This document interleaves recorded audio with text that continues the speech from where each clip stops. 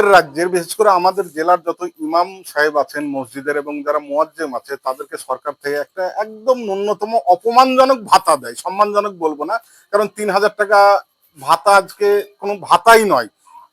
এক সপ্তাহ কোনো মানুষের সংসার চলবে না 3,000, অথচ মমতা ব্যানার্জি ভোট কেনার জন্য এই মাত্র 3,000 টাকা দিয়েই ইমাম সাহেবদের সন্তুষ্ট করে রাখছে। তো একজন ইমাম সাহেবকে পেয়েছি, তার কাছে জেনে নেব যে কি তিনি কি চাইছেন।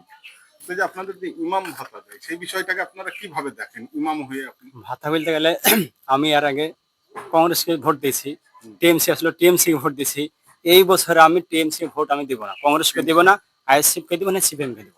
আমার বক্তব্য যেহেতু আইএসএফ আর সিপিএম তো জোট করছে, হয় এখানে সিপিএম দাঁড়াবে নালে আইএসএফ, দুজন একসঙ্গে টিএমসি কে দিব না। আমাকে ভাতা দে 5,000 10,000 20,000 দেখ, তাও আমি দিব না। দিবেন না। এই যে এই শেয়ারলি মানুষকে হয়রানি করলো, এই হয়রানির জন্য মানে দেওয়া যাবে না ওকে। আচ্ছা, হ্যাঁ, আমাদের টিএমসি সরকারের দরকার না, টিএমসির দরকার শুধু একমাত্র জনগণকে মানে হয়রানি করলো তার জন্য। তো এই জন্য মানুষ কত মারা গেল জানিস, মানে হার্ট হয়ে ইয়ে হয়ে প্রেশার হয়ে ওয়াকফ সম্পত্তি নিয়ে কত মানে খেলা।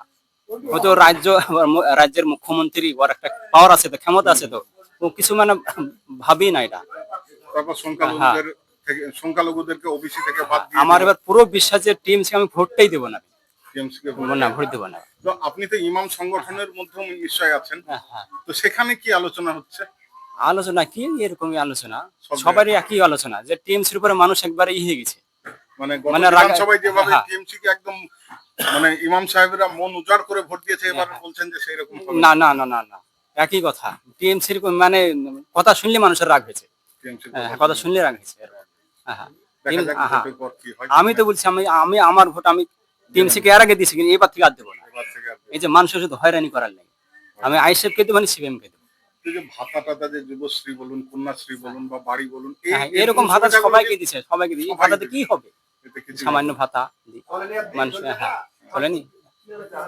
ঠিক আছে, এই আমি বক্তব্য আমার।